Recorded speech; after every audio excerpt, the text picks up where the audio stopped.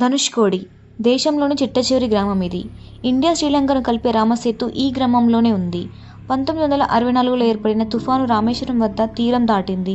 దీంతో 23 అడుగుల ఎత్తున ఎగిసిన ఉప్పెన ధనుష్కోడిని ముంచేసింది. ఫలితంగా ఈ గ్రామంలో నివసిస్తున్న 1800 మంది చనిపోయారు. రెండు సముద్రాల మధ్య సన్నని ఇసుక తిన్నెల్లో ఉన్న ఈ గ్రామం దేశంలోనే అత్యంత చిట్ట చివరి గ్రామం. ఇక్కడికి చేరాలంటే గుండె ధైర్యం కావాలి. ఉత్తరాన హిమాలయాలతో మొదలుకొని దక్షిణాన సముద్రంతో ముగిసే ఈ దేశంలో వింతలు విశేషాలకు కొదవలేదు.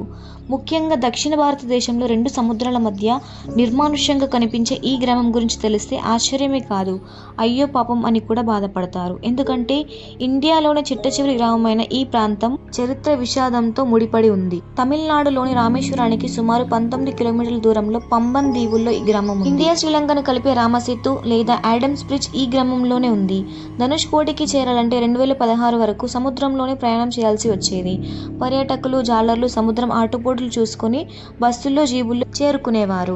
ఈ నేపథ్యంలో ప్రభుత్వం ఇటీవల రోడ్డు మార్గాన్ని అందుబాటులోకి తెచ్చింది. దేశ చరిత్ర, ఇతిహాసాలు ధనుష్కోటికి ప్రత్యేక స్థానం ఉంది. అయితే ప్రకృతి విపత్తుల వల్ల ఈ ప్రాంతం మనుషులను మింగేసింది. 1964లో ఏర్పడిన తుఫాను రామేశ్వరం వద్ద తీరం దాటింది. దీంతో 23 అడుగుల ఎత్తులో ఉప్పెన వచ్చింది. ఫలితంగా ఆ గ్రామంలో నివసిస్తున్న 1800 మంది చనిపోయారు. తుఫాన్ సమయంలో 115 మంది ప్రయాణికులతో వెళ్తున్న రైలు కూడా ఉప్పెనలో చిక్కుకుంది. ఆ విషాద గుర్తులు ఇప్పటికీ ధనుష్కోడిలో కనిపిస్తూనే ఉంటాయి. ప్రస్తుతం ఇక్కడ జాలర్లు మాత్రమే నివసిస్తున్నారు. 2004లో ఏర్పడిన సునామీ సైతం 1600 అడుగుల ఎత్తైన అలలతో ధనుష్కోడిని ముంచేశాయి. దీంతో ఈ ప్రాంతంలో అడుగు పెట్టాలన్నా, నివసించాలన్న ప్రజలు వణికిపోతున్నారు. రామేశ్వరానికి రైలు లేదా బస్సులు చేరుకోవచ్చు, లేదా మదురైలో విమానం దిగి రామేశ్వరం మీదుగా ధనుష్కోడికి వెళ్లే టాక్సీలు అందుబాటులో ఉంటాయి. రాత్రి వేళల్లో ఈ ప్రాంతాన్ని సందర్శించడం ప్రమాదకరం. వర్షాకాలం, తుఫాన్ల సమయంలో ఈ ప్రాంతం భయానకంగా ఉంటుంది. ఎందుకంటే ఈ ప్రాంతంలో రెండు సముద్రాలు ఉంటాయి. అవి రెండు ఒకే చోట కలుస్తాయి. ఫలితంగా అక్కడ విభిన్న వాతావరణం కనిపిస్తుంది. ఆ ప్రాంతంలో బంగాళాఖాతం నిశ్శబ్దంగా ఉంటే హిందూ మహాసముద్రం అలలతో ఎగిసిపడుతూ కనిపిస్తుంది.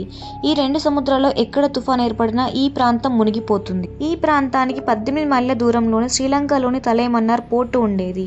అక్కడికి చేరుకోవడం కోసం చెన్నై నుంచి పంబన్ దీవి వరకు రైల్లో ప్రయాణించి అక్కడి నుంచి ఓడల్లో శ్రీలంక చేరుకునేవారు. అయితే 1964 తర్వాత ఆ మార్గం ధ్వంసమైంది. 1982లో శ్రీలంకలో అంతర్యుద్ధం వల్ల ఓడలు రవాణా సేవలు కూడా నిలిచిపోయాయి. ఇప్పటికీ అక్కడ రైల్వే స్టేషన్ గోడలు, చర్చి, శిథిల భవనాలు కనిపిస్తూనే ఉంటాయి. ఈసారి రామేశ్వరం వెళ్ళినప్పుడు తప్పకుండా ఈ చిట్ట చివరి గ్రామాన్ని సందర్శించండి. Thank you so much for watching this video అండి. Please do like, share and subscribe my channel. Thank you so much.